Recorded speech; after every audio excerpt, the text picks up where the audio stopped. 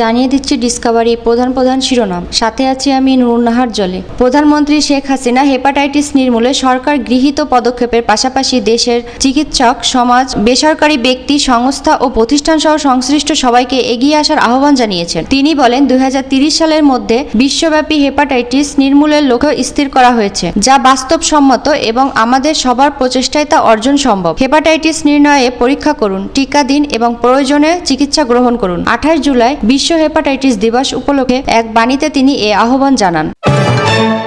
ঢাকা মহানগর ও ঢাকা জেলা, গাজীপুর মহানগর ও গাজীপুর জেলা, নারায়ণগঞ্জ ও নরসিংদী জেলায় আজ রোববার কারফিউ শিথিলের সময় আরও 2 ঘন্টা বাড়ানো হয়েছে। আজ কারফিউ শিথিল থাকবে সকাল 7টা থেকে সন্ধ্যা 6টা পর্যন্ত। আগামীকাল সোমবার ও পরশু মঙ্গলবারও এই সময় পর্যন্ত কারফিউ শিথিল থাকবে। এর আগে শুক্র ও শনিবার কারফিউ শিথিল ছিল সকাল 8টা থেকে বিকাল 5টা পর্যন্ত।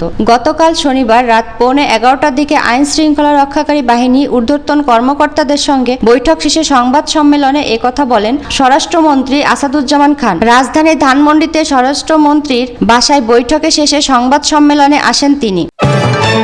টানা 10 দিন পর মোবাইল ইন্টারনেট সংযোগ বিচ্ছিন্ন থাকার পর আজ বিকেল 3টা থেকে চালু হচ্ছে। ডাক, টেলিযোগাযোগ ও তথ্য প্রযুক্তি প্রতিমন্ত্রী জুনায়েদ আহমেদ পলক জানিয়েছেন, সংযোগ চালুর পর মোবাইল ইন্টারনেট গ্রাহকরা 3 দিনের জন্য 5 জিবি বোনাস পাবেন। সকল অপারেটরের গ্রাহকরাই এই সুবিধা পাবেন। এ সময় তিনি বলেন, সাম্প্রতিক সময়ের মোবাইল ইন্টারনেট সংযোগ বিচ্ছিন্ন থাকায় সংযোগ চালুর পর সব অপারেটরের ইন্টারনেট গ্রাহকরা 3 দিনের জন্য 5 জিবি বোনাস পাবেন।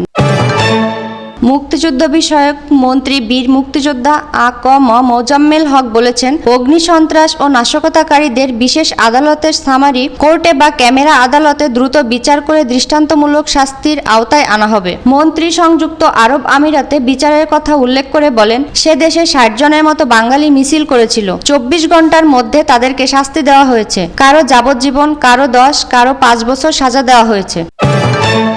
ফেসবুক সহ অন্যান্য সামাজিক যোগাযোগ মাধ্যমের প্রতিনিধিদের আগামী 31 জুলাই বিটিআরসিতে ডাকা হয়েছে বলে জানিয়েছেন ডাক, টেলিযোগাযোগ ও তথ্য প্রযুক্তি প্রতিমন্ত্রী জুনায়েদ আহমেদ পলক। তাদের কাছে ব্যাখ্যা চাওয়া হয়েছে। প্রতিমন্ত্রী বলেন, তাদের ব্যাখ্যা সন্তোষজনক হলে পরে ফেসবুক সহ অন্যান্য সামাজিক যোগাযোগ মাধ্যম খুলে দেওয়া হবে। রবিবার সকালে বিটিআরসিতে মোবাইল অপারেটরদের সঙ্গে বৈঠক শেষে ডাক, টেলিযোগাযোগ ও তথ্য প্রযুক্তি প্রতিমন্ত্রী জুনায়েদ আহমেদ পলক একথা বলেন। প্রতিমন্ত্রী বলেন, সহিংসতায় কন্টেন্টগুলোর বিরুদ্ধে কেন ব্যবস্থা নেওয়া হয়নি সে বিষয়ে তাদের কাছে জানতে চাওয়া হয়েছে এবং তাদের 31 জুলাই বিটিআরসিতে এসে জবাব দিতে বলা হয়েছে। এদিকে রবিবার বিকেল 3টা থেকে মোবাইল 4জির ইন্টারনেট সেবা চালু হচ্ছে বলে জানিয়েছেন ডাক, টেলিযোগাযোগ ও তথ্য প্রযুক্তির প্রতিমন্ত্রী জুনায়েদ আহমেদ পলক। সাথে থাকার জন্য ধন্যবাদ সবাইকে।